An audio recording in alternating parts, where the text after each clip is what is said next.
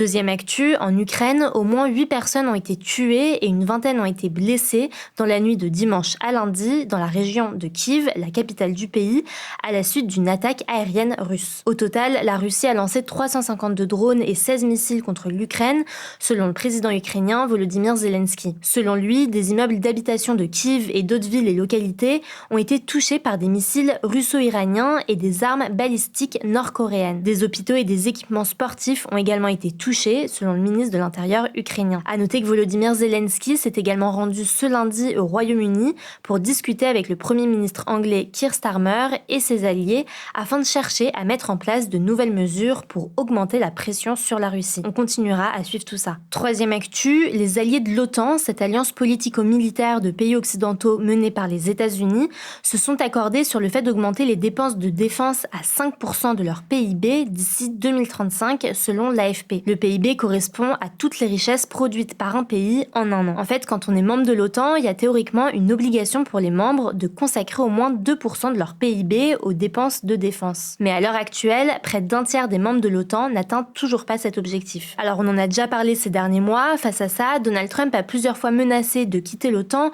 ou en tout cas il a laissé entendre qu'il ne défendrait pas les membres de l'OTAN qui ne contribuent pas suffisamment au budget de l'Alliance, notamment en cas d'attaque de la Russie.